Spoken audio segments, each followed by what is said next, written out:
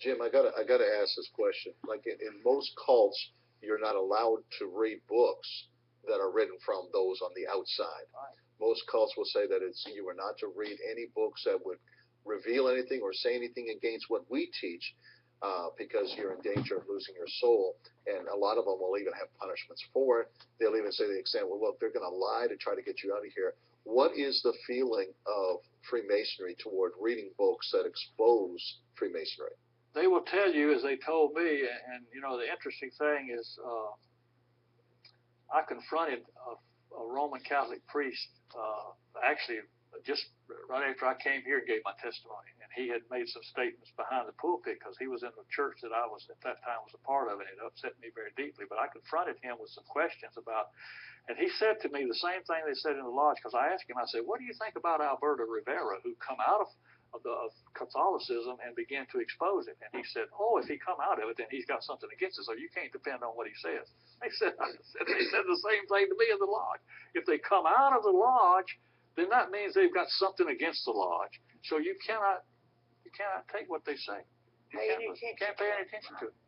So, okay, we walked into the lodge, which represents a woman, and it's a fertility cult, and it gets sick. If you just want to, and we're going to move on, at least we did, because I'm telling you.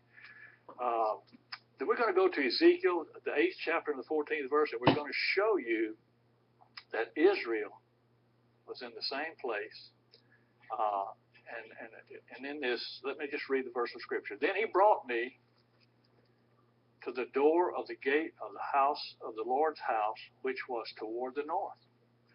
And behold, there sat women weeping for Tammuz. Now, we know that Tammuz, and you probably know more about this than I do, Tammuz was the child of Nimrod and Astarte. They read that in this morning.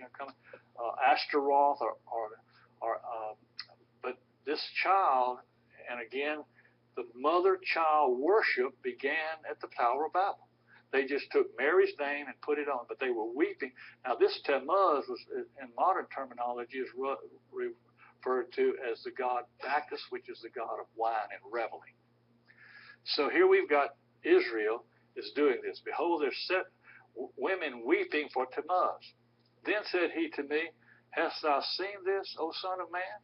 Turn thee yet again, and I will show you greater abominations than these.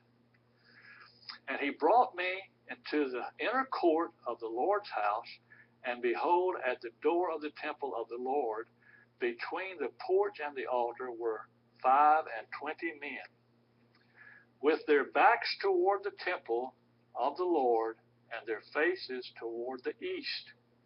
And they worshiped the sun toward the east. That's amazing. Ezekiel 8:17 continued, he said, then he said unto me, hast thou seen this, O son of man? Is it a light thing to the house of Judah that they have committed the abominations which they commit here? It's an abomination to worship the sun. It's an abomination to worship Tammuz. It's an abomination to worship the mother and child. God is very clear. I will not share my glory with another or give my praise to idols. That's God said that in Isaiah. So again, we're dealing with paganism, and this is what Freemasonry is. Their backs were turned to the temple, and they were facing the east, and they were worshiping the sun in the east.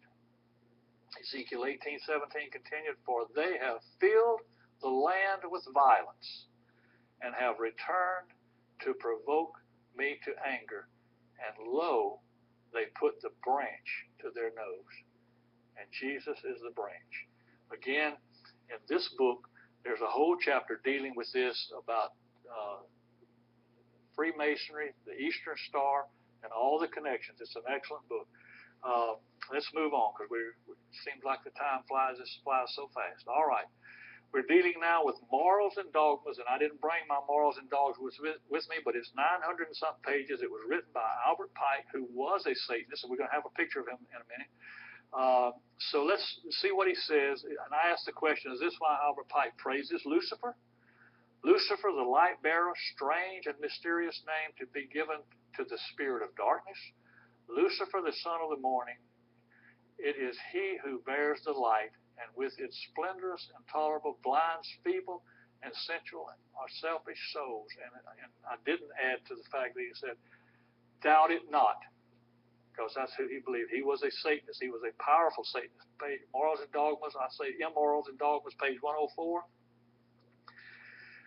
Part of the oath of a master mason, listen to this.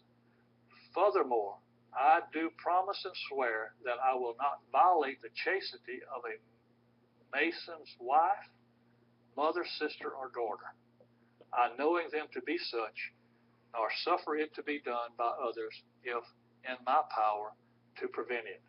But in this book, this man says everybody else is fair game. I'm telling you, everybody else is fair game. Most, let me not say most, a large percentage of the Masons that I knew were womanizers. Can I go back for a second? Jim just talked about the fact of Lucifer and the aspect of the Luciferic.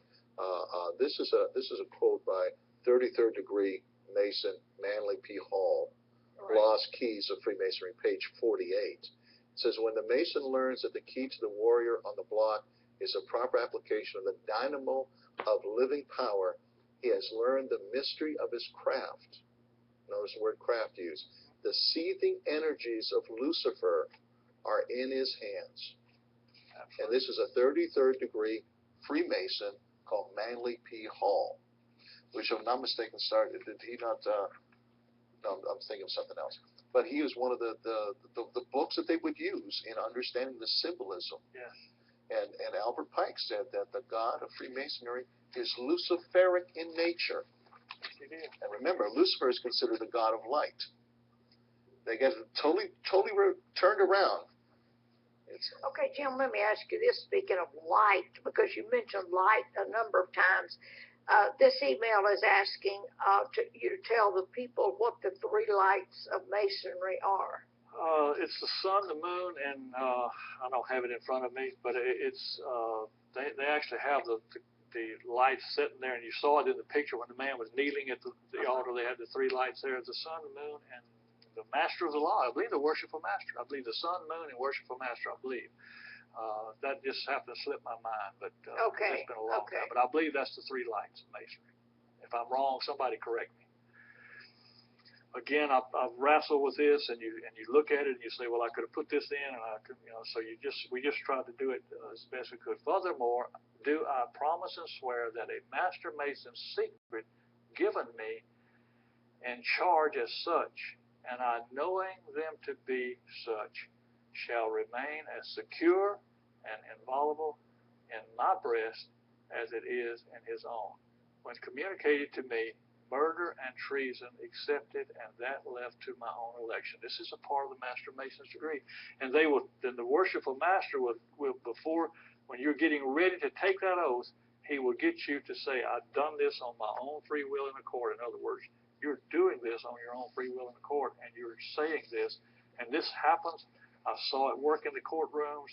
I could tell stories that I won't do, but dealing with this, and we go in, and Mike, you may know which degree it is, but in the higher degrees of Freemasonry, murder and treason is not left to your own discretion. You're to lie on the witness stand. Whenever they tell you that nothing that you do in this lodge will conflict with your family, with your church, or with your government, they have told a lie. If I get on a witness stand and lie to protect my brother on the witness stand for anything, it's a sin and it's an abomination. But if it's murder or treason, it is absolutely horrible. So they have lied from the very beginning, and you need to realize that. Let's go back to the great lights of Freemasonry and the three lesser lights. The three great lights of Masonry are the Bible, or oral law. Contained in it is the symbolism of the knowledge gained by investigating nature's laws in the remote past. The compass and square, or written law, represent the actual forces of nature, and the square relating to the physical world, to the realm of effects, and the compass relating to the inner planes, the realms of causes. Together they embrace the all-natural law and exemplify the Hermetic axiom, as it is above, so it is below. And we've heard that phrase before, haven't we? Yes, we have. That's used in the Message Bible. Now, what did he say the three lights were? The Bible, The Bible, the compass, and the square. The Bible, the compass, and the square. according to this. And this is from C.C. Zane.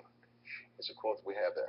Because I've had the same guy email me twice about why don't you tell the people what the three. Sure, But how but can you say the Bible is a light when if you don't live it, when what you're showing? just because it's in the building doesn't mean anything. For example, we see that the King James Bible is used by those that are Mormons. But if they're not living according to the teaching of the book, it means nothing to them. And the teaching very clearly says that there is not planets with gods on it. That you get into heaven by Jesus Christ alone and not by a certificate given by Joseph Smith. So just because they have a Bible, there's a lot of organizations that have a Bible there, but doesn't make it Christian. Does not make it Christian.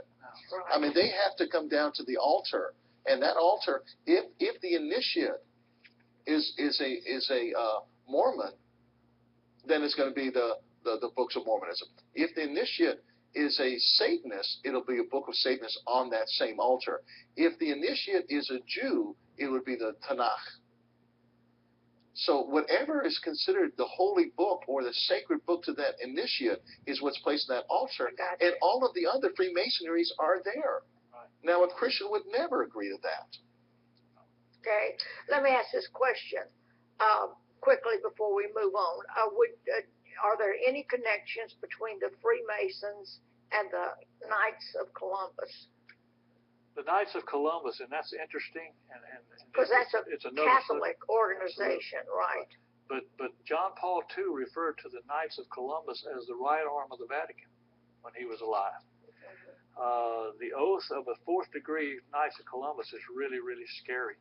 But yes, there have been said to be the Freemasonry of the Catholic Church. But we know that at one time a Roman Catholic was not supposed to be a Freemason. But we know that all that's over with. I've got 7 pages of printouts of powerful Roman Catholics that are Freemasons, and so that's basically become. But the Knights of Columbus is Roman Catholic order, and it, by the way, is a military order, and it's very powerful. Right. Now, I've had several emails asking me about different ministers of the gospel. Are they Masons?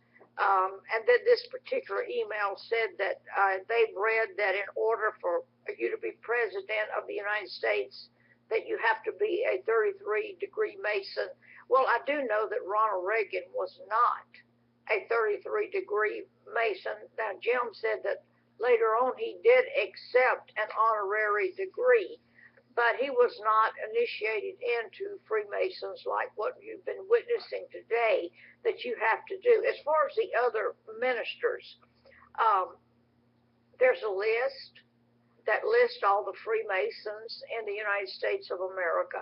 There are a number of the preachers that are listed on there that you would know quite well.